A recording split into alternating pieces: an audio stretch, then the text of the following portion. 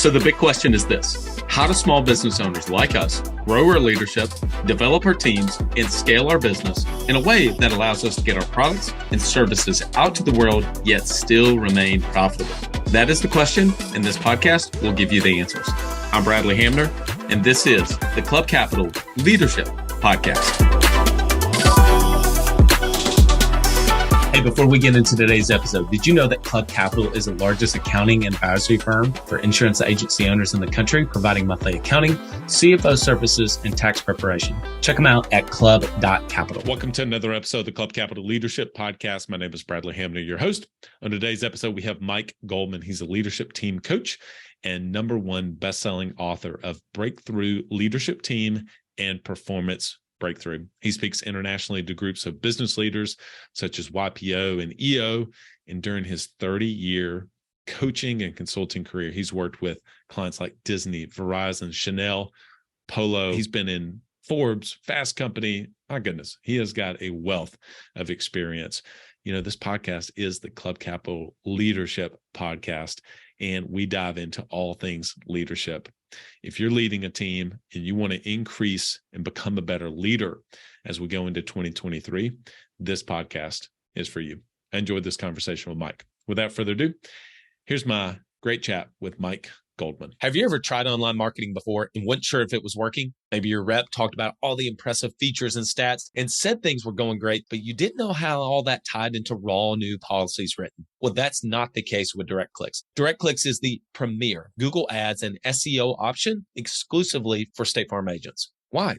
They're 100% results oriented with an exclusivity guarantee. Every review call you have with your account manager focuses on what really matters to your business, and that's leads and call-ins received. Everything will get broken down to cost per lead received. By investing with DirectClicks, you're going to free up time and energy to focus on what's most important in your agency and doing what it is you do best. This will be the best investment you make for your team by spending confidently and scaling your agency today with exclusive online marketing partner, DirectClicks. Visit us at directclicksinc.com. Ambition is the first step towards success. It's time to level up your agency. And Coach P Consulting will help you do just that by using the same strategies he used to sell over 700 life insurance policies in 2021 alone. Now, this is not your regular one and done type coaching. You'll get personalized coaching 2 days a week, every week of the month, and you'll get a live look behind the scenes of his team training and an office that's performing at the highest level. There's a reason Coach P Consulting is the fastest growing coaching company for insurance agency owners in the country. Coach P will train your team alongside his own and show you the exact steps they're taking to achieve Chairman Circle, exotic travel, and multi-line presence club, and be one of the few agents to be selected to have a third office. So whether your goal is to be at the top of your local market or amongst the best in the country, this training will give you the strategies and the tactics to get there. For just $250 a month, you'll get high-level coaching each week from someone who is already getting it done at that level, and his strategies work, and it's time to put them to work for you. Sign up at coachpconsulting.com and get your first full month for free when you mention the Club Capital Leadership Podcast. Mike Goldman, welcome to the Club Capital Leadership Podcast. Bradley, thank you. Looking forward to it. Yeah, excited to have you. So we always start with background and origin story. Love for you to kind of bring people back through your journey and bring us to present day, how you got to where you are.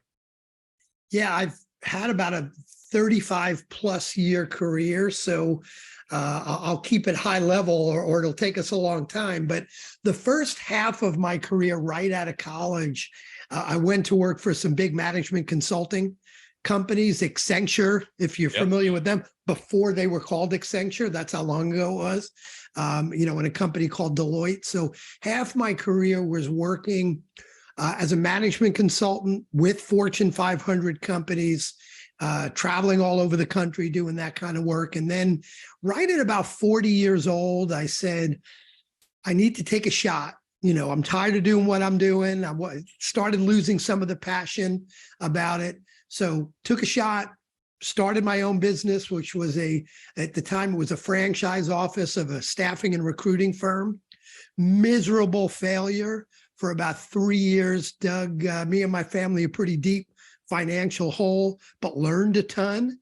And from there, started doing workshops and getting back to my consultant roots, but more from a coaching standpoint. Started doing some leadership development type programs. And really over the last 10 or 12 years, it is much more strategic coaching, working exclusively with leadership teams. So it's been an interesting journey. Well, this is going to be a great fit given the fact that our podcast centers a lot around leadership, and we end up talking about marketing, we talk about teams, et cetera. But I'm really anxious to ask this first question, which is, usually I don't ask big, broad questions like this, but when you think about leadership in business, how would you define that? It is such a broad question, but it's a great one. To me, leadership, and maybe what I'll do to make a point is I'll contrast leadership and management. Yeah. Maybe a good way to do it is, in my mind, you manage processes, you manage tasks, you lead people. Mm-hmm. And that's a very, very different thing. So if you're sitting down, did you do this? Did you do this? Did you do this? That's management. That's not leadership. Is there a time for that? Absolutely. One isn't good and one isn't bad. But to me, leadership is more about helping your people reach their potential so your company could reach its potential, so you could impact as many people as possible. Who has had the single biggest impact on your own leadership development in your career? I don't know that I could pick one person. There's been so many. I have been lucky enough to have a number of mentors over the year. Back in my days in consulting, working for a partner, a guy named David Rips. So you're welcome, David, if you're listening to this. But he was a partner who I remember one of the things he taught me. I was kind of a scrappy guy, wanted to win every argument. And one of the things he taught me was sometimes you got to lose the battle to win the war. And that taught me a lot. So it's been from back in my consulting days. I've had my own coach, another David Herdlinger has been my coach for the last, 10 or 12 years. And he's been an incredible impact on me. Leaders of coaching organizations I've been part of. And I'm lucky enough that I work with CEOs and their leadership teams. Yeah. So I would say probably the biggest inspiration to me are those CEOs that are so good that they challenge me to be smarter all the time. Man, how are they going to help? How am I going to help them? They're so good at what they do. And it challenges me to read more, learn more, practice more, experiment more. So it's in a big way, it's been those CEOs that I work with. So that's a good segue to my next question. So we were talking before about football, and obviously we're in the middle of football season. You're obviously probably an NFL guy. I'm much more of a college guy. But when I had Cole Kubelik, who talks about does games announcing for the SEC network, for the SEC games, one of the things I asked him about that he's learned in managing or not managing, but talking to these high level coaches, Coach Saban at Alabama, et cetera. What's something that he's learned that we may not know? And he said, I think you would be surprised how much the teams spend on their self-scouting than they do scouting the other team, how much they analyze themselves about how they can get better. So it brings us parallel to self-leadership. Okay. I mean, ultimately, we're going to pivot and talk about leading teams and change management, culture, things like that. But I think we need to talk about self-leadership and mastering self-leadership. I love that, by the way, because I love the analogy of leading yourself first and putting your oxygen mask on first. But can you just speak to, because you were talking about those CEOs, can you just speak to the importance of self-leadership and being the best leader we can be so we can be the better leader for our teams? It's so important that when I coach leadership teams as a group, but when I do that, I always coach the CEO one-on-one in addition to working with the team. And I do that because if the CEO is not growing and scaling, the company's not going to grow and scale.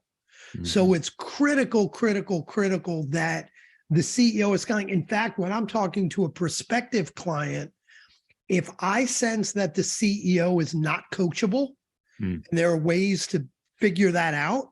If I sense the CEO is not coachable, I'm not going to work with the team and I'm not going to work with them.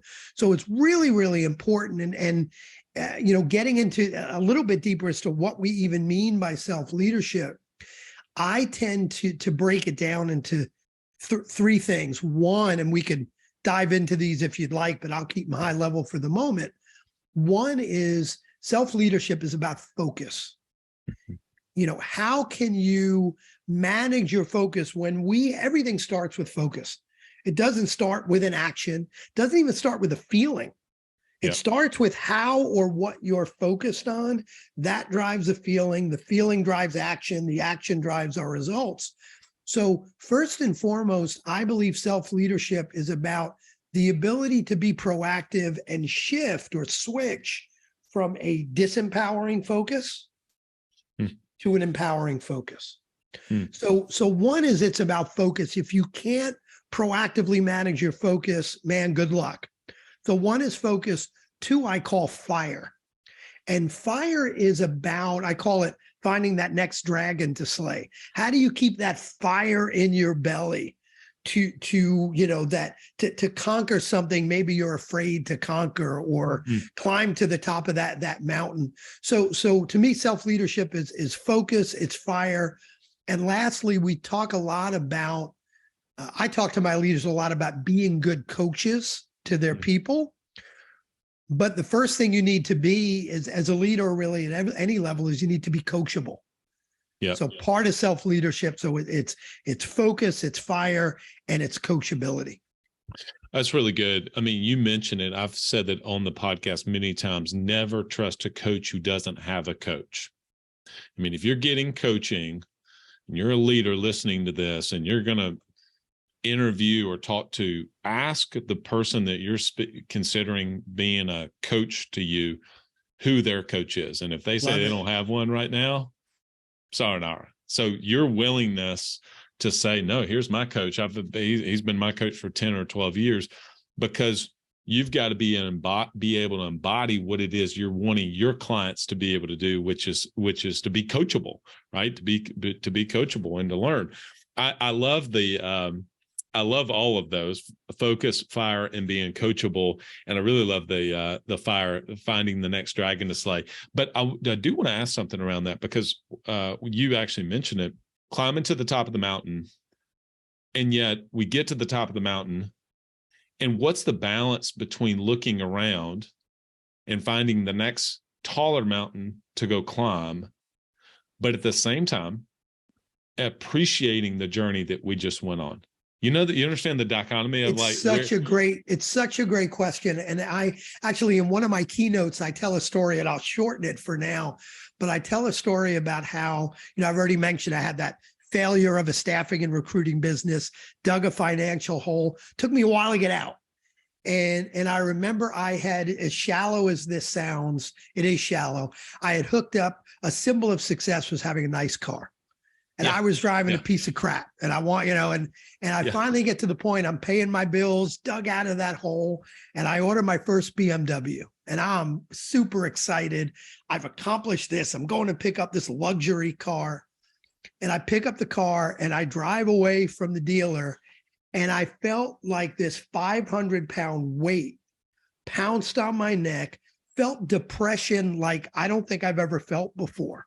Wow. It's like, what is going on? I've achieved this thing. I bought a nice new car, and actually talked to my coach the next day, and he kind of laughed, and he's like, well, you got a nice car. Congrats. What's next? And I was like, well, that's kind of, I literally spent 7 years with this goal of getting out of this financial mess, getting to some level of freedom where I could afford to buy something I wanted versus what I needed. And when I got there, I was like, is that all there is? Like, okay. And what happens is we've got this sense as human beings, I'll be happy when, right? I'll be happy when I make this much money. I'll be happy when my business is here. I'll be happy when I buy a big house, have kids. I'll be happy when the kids finally leave the house.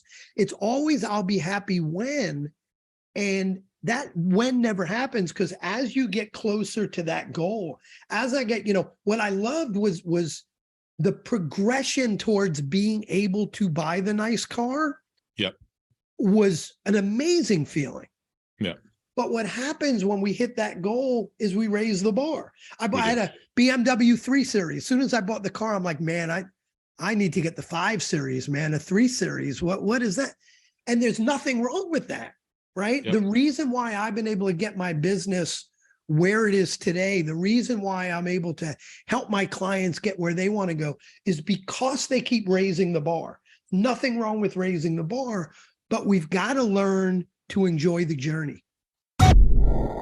Are you an agency owner looking to grow your revenue, increase your bottom line, and better manage your taxes? Club Capital is here to help. Club Capital is the largest accounting and advisory firm for insurance agents in the country, providing monthly accounting, tax strategy, and CFO services. Way more than bookkeeping and your everyday run-of-the-mill tax prep, Club Capital is focused on providing financial and tax advisory services that help you plan and forecast your agency's performance. Their financial dashboards and agency forecasting tools help you better understand your agency's historical performance, create and measure future targets, and see how your agency compares to your peers around the country. Imagine what it would be like to understand the impact to your bottom line when deciding to hire a new employee, or forecast the impact rate changes or commission rates will have on your business. With over $200 million in tracked annual revenue and $140 million in tracked annual expenses, Club Capital has the data and the team to help you make better informed decisions for your agency.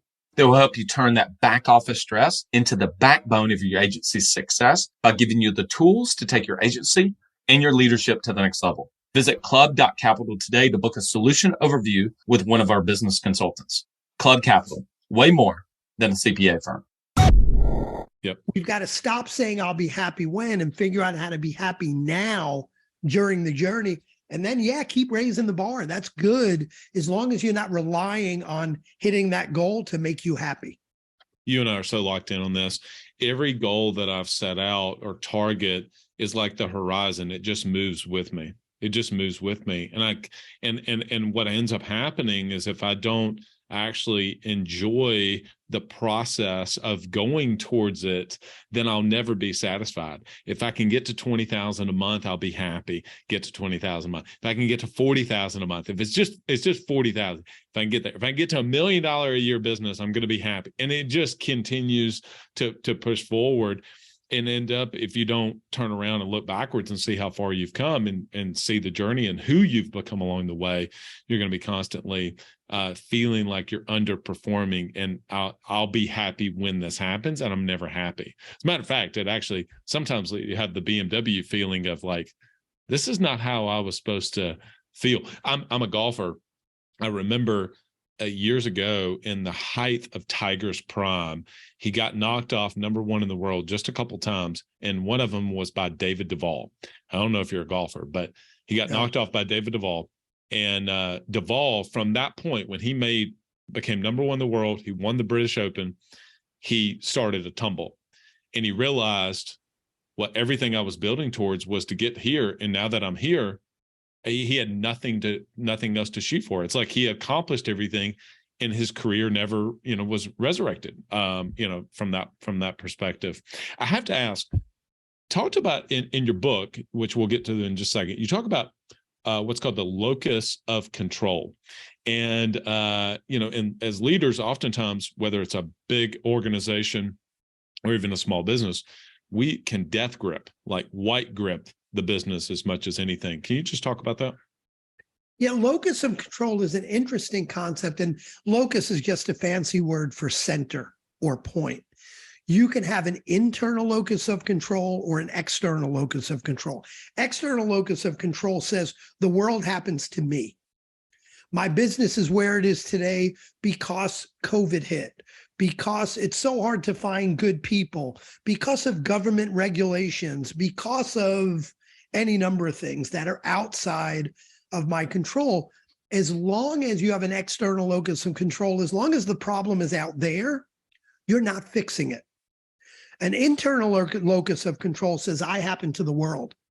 And the question you've got to ask to kind of make that shift from external locus of control to internal, because I have no magic. It's not like I never think about external circumstances. I'm a human being, but the shift you make is you ask yourself the question, what is in my control?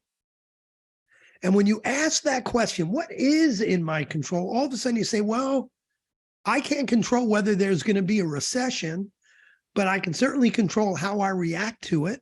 I can certainly control how I'm diversifying my revenue streams, or which industries I'm going after, or how much cash I'm making sure to put away so there's no cash crunch. So it's really about that shift from external to internal locus of control that becomes important. That's one of the major parts of self-leadership. Yeah, I love that. I want to transition into developing, structuring a leadership team. I was really excited to get to talk to you about this because, I mean, given your experience, obviously, in working with so many different CEOs and leadership teams, and given your management consulting background, I think that you're going to probably, of all the guests I've had on, give the best insight into this. Uh-oh, pressure's on. Pressure's on at this point. I've teed you up big time, okay, for this one. But no, seriously, I think that you have worked with a lot of different leadership teams. And so there's people that have a leadership team, and then there are people that are aspiring to build a business that requires a leadership team. And that's kind of where I want to talk about is, how do you go about the initial beginning to structure your leadership team for your business? Yeah, and it's funny, I just spoke to a kind of very early stage CEO about this, who right now is one person and a few part-time helpers. But business is becoming very overwhelming. There's a chance for him to grow this thing into something substantial, but not with him and a few other helpers. There's just too much that's falling on his lap. So one of the exercises we did, an exercise I did with him, but also an exercise I do with, I've got clients that are 200 million in revenue, and I do the same exercise with them. And it's called the functional accountability exercise. And I don't care if you are a $50,000 business just trying to figure out how to pay the bills, or your $5 billion. There are a certain a limited number of critical functions within your business, not titles, but functions. So for example, head of company is a function. Sales is a function. Marketing is a function. Technology, talent development. You get the idea. There's typically 10, 12, 14 functions within a business. One of the exercises that's really helpful for folks that are really just starting off, small team or no team at all, is to say, okay, I don't care if I'm one person or 1,000, I've got all those functions. Yep. List out what those functions are. They're slightly different and different. The functions for an insurance company are going to be very different for a company selling widgets, which is very different than a digital marketing company. Some of them are the same, but there's some nuances. So you list those out, and then you say, okay, number one, who's the one person accountable for that function? Now, if you're a solo entrepreneur, your name is going in 12 different places, and that's all good. That's not wrong, just is what it is. You say, okay, and if you're a smaller company, maybe as CEO, your name may be going in 5 of 12 of those places, but you're probably carrying a lot as head of company. Then what you want to do, once you understand functions and who's accountable, even if it's all just you have to say, okay, how do I measure success in each one of those functions? So I don't care if I'm a $50,000 company again, or 5 billion. When I look at the marketing function, I better know how I'm measuring success of marketing. Is it that I've got a pretty website? Or is it that I'm getting 10 new marketing qualified leads every week? I better know what success is for sales. Is it just about bringing on new clients, or is it about a certain win rate or closing ratio? So I need to understand how I measure success. And then again, going back to the smaller company, maybe solo entrepreneur or very small, then you got to look at it and say, of all those functions, given how I'm measuring success, which one of these is the biggest opportunity today that I can't go after because I'm doing it all by myself? I got this major marketing opportunity, but I don't have the time for it. Maybe I don't even know what to do. So where are you stretched too thin? Where don't you have the knowledge? Mapping that to where the biggest opportunity for growth is. You know, as a solo entrepreneur, it's probably not in the finance function. Yeah. Right. It might be in sales. It might be in marketing. It's probably not in the HR kind of function yet until you get a little bigger. But you need to understand where do I need the most help by function? It's not just let me find some good, smart person and hire them and let's figure out later what they're going to do. And I know, Jim Collins, who I love, talks about, get the right people on the bus, put them in the right seats, and then figure out where to go. But I think you've got to understand what functions are most important. And if you decide, man, I've got a big opportunity in marketing and I can't go after it, your first hire probably ought to be part-time or full-time. Go find someone who could drive the marketing function. I'm actually kind of curious about this because the question that I will ask myself often, maybe twice a year, is I'll say, what does the business need? And almost think about the business as its own entity, right? Now, no business exists without people in it. I get it. But if I think about the business as its own thing, what is the business telling me that I need? In other words, I think this is where this is actually good language for me to add into it. What is the biggest function of the business that we're lacking and the biggest opportunity? And then be able to say, how does that apply with my own skill sets personally? And then how do I need to go higher to that? Is that about right? Your thought? Absolutely. And I'll add another level onto it. The best use of money is to buy back your time. And one of the best ways to do that is with a virtual assistant. Rock Solid Virtual Assistants brings together top business leaders with exceptional virtual assistants to build successful relationship-driven teams. The services they provide range from graphic design and marketing to executive admin assistants and everything in between. There are many virtual assistant companies on the market to choose from, but at Rock Solid, their processes and passion for what they do place them at the very top of that list. Not only is their hiring process exceptional, which nets them the very best assistants, but they also provide superior support to their teams for the duration of your time with them. The matching process at Rock Solid is unlike any other, and they have the track record to prove it.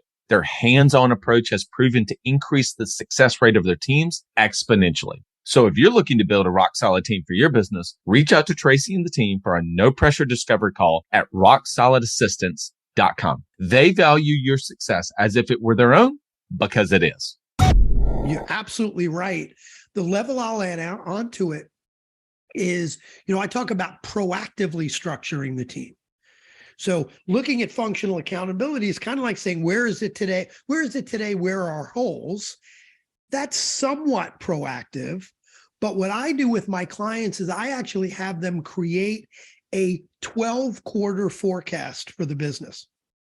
Now, initially, they feel a lot more comfortable with 4 quarters or 8 than they do at 12. So it may happen incrementally.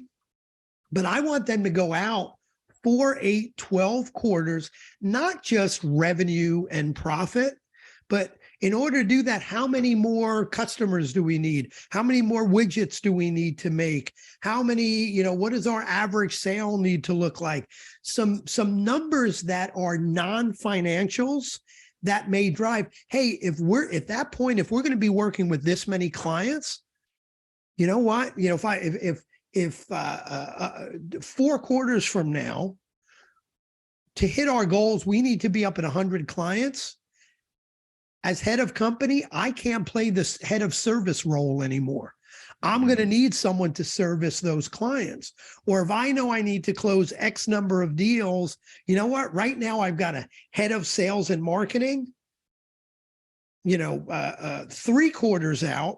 I'm going to need to split that function because, man, there's too much I need from marketing and sales to have it be one person. So the idea of creating a 12-quarter forecast or even 4 or 8 and looking at the team and saying, how does the team need to change over that time? What that allows you to do is, instead of, like, I have some companies that, all of a sudden the CEO will come to me and say, we're 75 people. Now we've grown a lot. Morale, it's horrible. We're losing a lot of people. We can't find good people. Do you think it's time I hire a head of HR?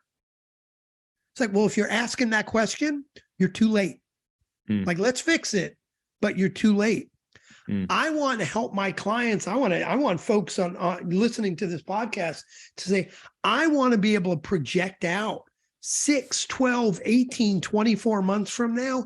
Here's what I will need to hit my goals. So you can start grooming somebody internally. You can start looking out there, building your virtual bench of potential superstars to bring onto your company. It's not, oh my God, we got to hire someone in the next 3 weeks, or stuff's going to fall through the cracks.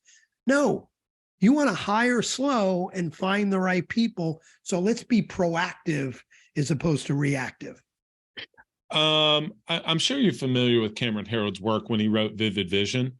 Yep. So I really love the idea of creating a 3-year vision. Obviously, 12 quarters is that. Can you help me reconcile in my own head about how you see a 12-quarter forecast and then a 3-year vision? Are those effectively, can they come together as one document, or do you see those as two different things?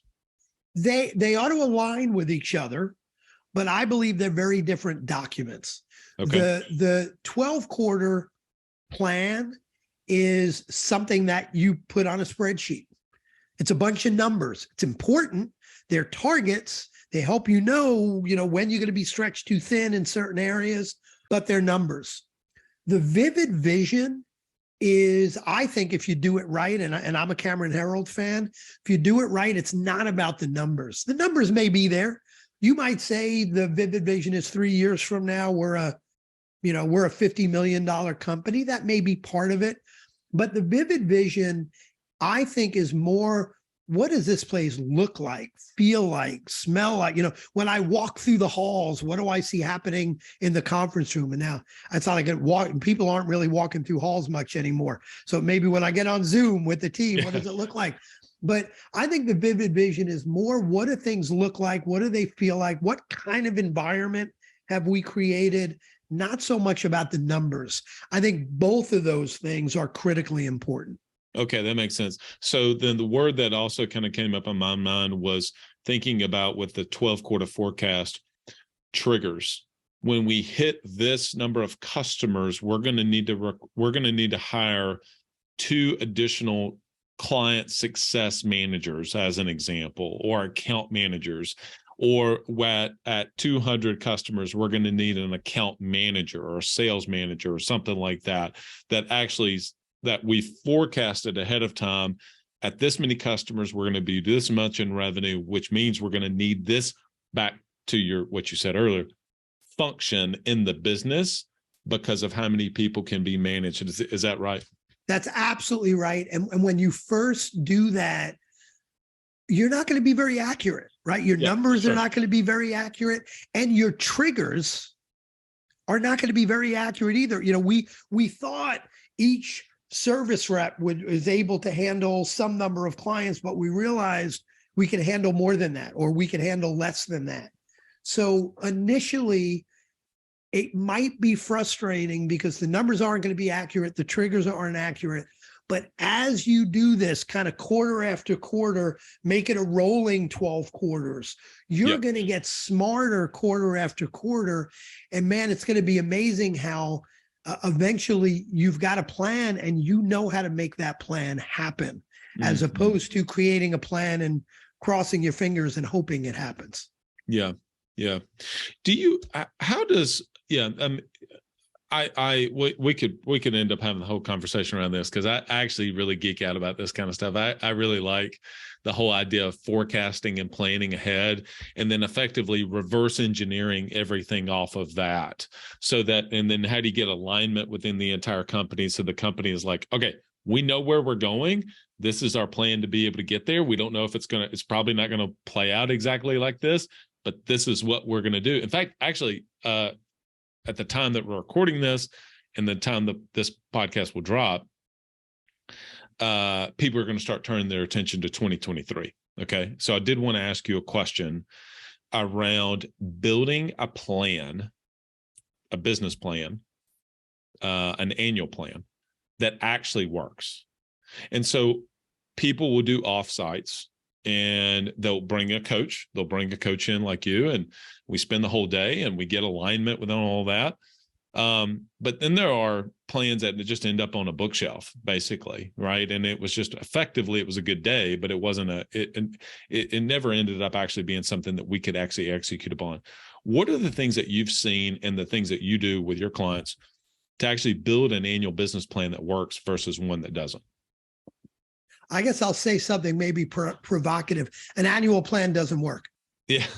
That's the problem, right? And even I remember back in my consulting days, we would, we worked with Fortune 500 companies, and every 3 or 4 years they create the next 3 to 5 year plan, and we would create this beautiful PowerPoint with beautiful colors and shapes and graphs. It was gorgeous, and then to your point, it would sit on the shelf and gather dust. Yeah. And the reason it did, and the reason why that happens to a lot of annual plans, is not because people didn't do a great job in the process. It's not even because they didn't have buy-in. The reason those plans sit on a shelf and gather dust is because every 3 to 5 months, the world changes. Yeah. And that beautiful plan no longer makes sense. So you stop holding each other accountable for it, and it sits on a shelf and gathers dust because it should. The plan's not valid anymore. So one of the things now, by the way, I'm not saying that with my clients. Well, let me say it this way. With my clients, I absolutely help them create, as we talked about, vivid vision, 12-quarter plan. I work with them on long-term. What's your big, hairy, audacious goal 10 or 15 years from now? Where do you want to be 3 years from now? Where do you want to be 1 year from now? But the key is quarterly planning. That's the bedrock to me of great planning, is every 90 days looking back. How are we doing getting closer to our vision? Where do we need to zig? Where do we need to zag? Let's create the next 90-day plan. Because typically, although the last few years we know have been crazy, right? But typically within 3 months or so, the world's not changing all that much. Mm-hmm. So every 3 months, I create what I call quarterly rocks. Every 3 months, what are the priorities? What are the financial targets? Yes, you need to know, if you're at point A, you need to know where point B is. So it's important to have that vision out further than 90 days, but the key planning happens in 90 days. And let's face it, you come up with priorities for the year, nothing happens in a year. Yeah. If I said, I've got to lose 25 pounds in the next year, I'm still ordering a pizza tonight, eating cheesecake tomorrow. It's too long. It's too long a period of time. But if I said I'm going to lose 8 pounds in the next 90 days, well, that's got enough urgency that I'm going to go do something about it. Stuff happens in 90-day sprints. It doesn't happen in a year or 3 years or longer. It's honestly, to go back, I love Cameron's work. So I'm going to try to get him on the podcast at some point.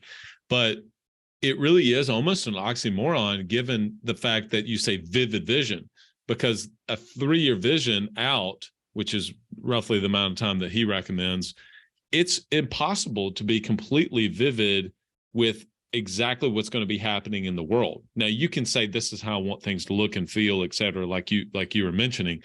But to be able to say, this is exactly where things are going to be in 3 years, it's impossible. It's hard enough to predict 1 year, but the closer you pull that back to today, the easier it is to be able to predict things, which obviously you're saying a 12-week, 13-week cycle is really the best cadence to have in the business. Yeah. Now you've got to be careful too, is if you look, and I agree that you say, I can't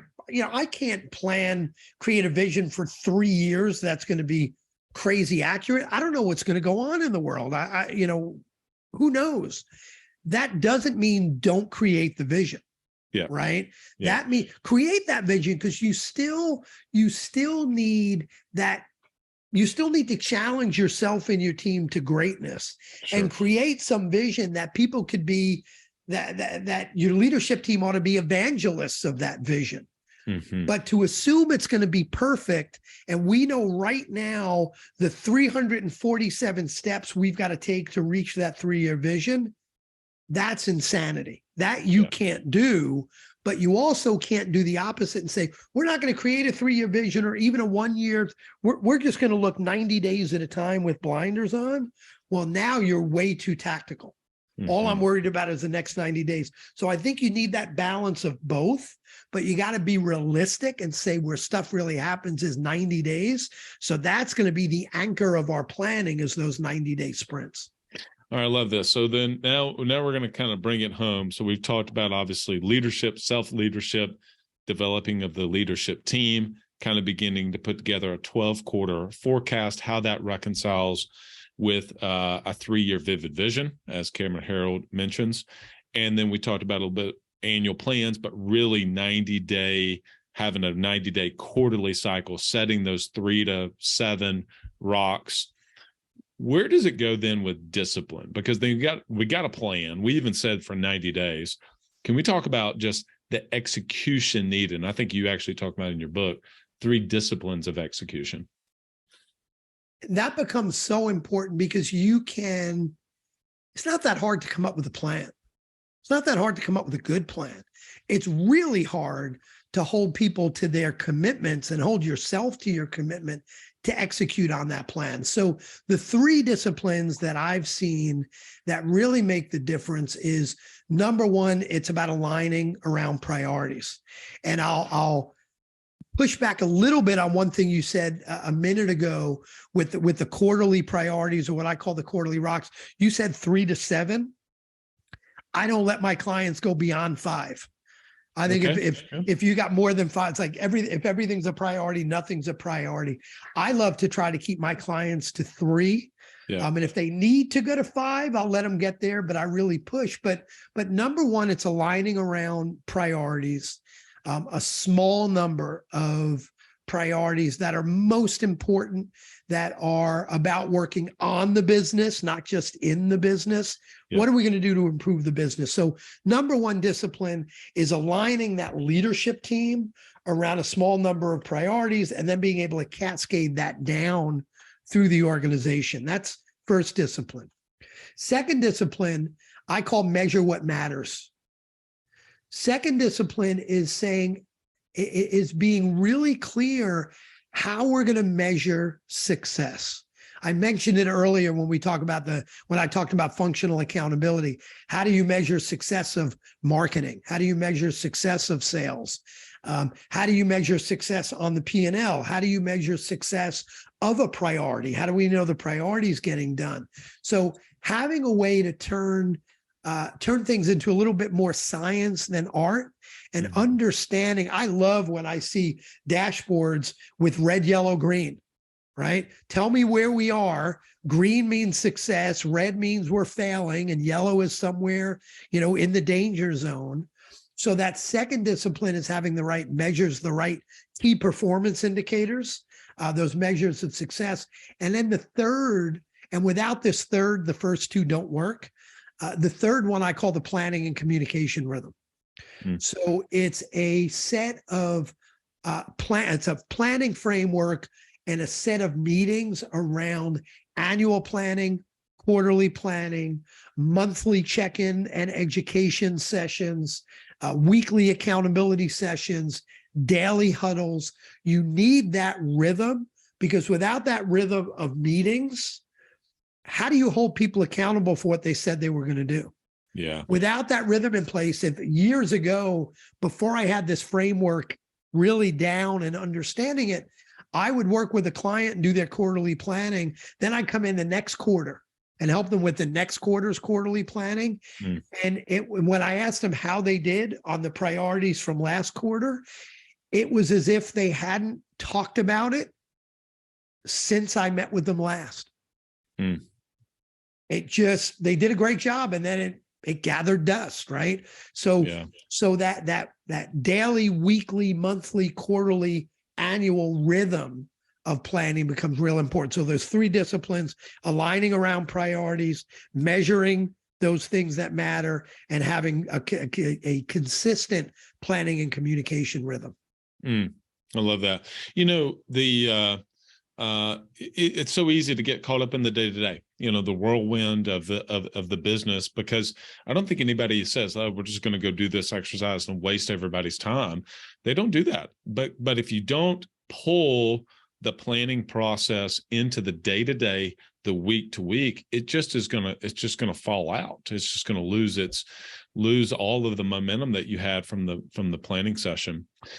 Mike, we could talk shop for a long time on this podcast. You have written a couple books. If people want to be able to reach out to you, talk to you about how you be able to serve them, how can they find the book? How can they find you? Yeah, so the book's on Amazon. The latest book is called Breakthrough Leadership Team. So that's out on Amazon. If you want to follow me on social media, Instagram is probably a good enough place to do that. And it's Mike Goldman Coach is my kind of handle on Instagram. And I'll also offer up, if your listeners go to mike-goldman.com, that's my website, mike-goldman.com/limitless. One of the things we didn't talk about that's really important is assessing the talent on your team, coaching and developing that talent. If they go to mike-goldman.com/limitless, there is a free short video course that talks about a tool to assess ABC players, how you coach them, how you develop them, and how do you make some of those difficult decisions to cut the cord on them if you need to. So that I hope is helpful to folks as well. That'd be great. People talk about A players, but then how do you assess what's the difference between an A player, a B player, and a C player? And a lot of times it's just like, I don't know, finger to the wind, right? Like, I don't know. Watch those videos and you will know exactly how to do it. That's awesome. Mike, we'll put that all in the show notes. It's been great having you on. Thank you, Bradley. It's been great. This podcast is brought to you by Autopilot Recruiting. Join over 1,200 State Farm agents in putting your recruiting on autopilot. Any successful insurance agent will tell you how important team is. Finding those rock star team members doesn't happen when left to chance. It happens through consistent recruiting. You never know when you're going to lose a team member, and the key to an incredible team is constantly searching for the best talent. Autopilot Recruiting is a continuous recruiting service where you'll be assigned a recruiter that has been trained to recruit on your behalf every business day. This recruiter will take over and revamp your career plug, send out assessments, do pre-screen phone interviews, and schedule your in-office interviews. All you need to do is to show up and give a thumbs up or a thumbs down. This ongoing service is extremely affordable and a no-brainer for taking your insurance agency to the next level. Listeners of the Club Capital Leadership Podcast, go to autopilotrecruiting.com and use the code CLUBCAPITAL to get started. Again, autopilotrecruiting.com and use the code CLUBCAPITAL to get started. I do it every week, give my takeaways. I think it was hard for me to come up with 3 because there were so many, but one of them was obviously the difference between having a 12-quarter forecast versus a 3-year vision, as we discussed with Cameron Harold. Number 2 is when he went over his 3 disciplines of execution. Number 1, align around priorities. Number 2, measure what matters. Number 3, planning and communication rhythms. And then number 3, big takeaway, was what he said at the very beginning of the podcast when he said, you lead people, but you manage tasks. I had heard that before, but I needed to be reminded of that. You lead people, and if the people reach their potential, then the business will reach its potential because the people are growing themselves. Hey, don't forget to go and check out mike-goldman.com/limitless and unlock the free video training that he has talking about A players. You've heard me talk about A players on here, and so many guests talk about, how do you attract, develop, and retain A players?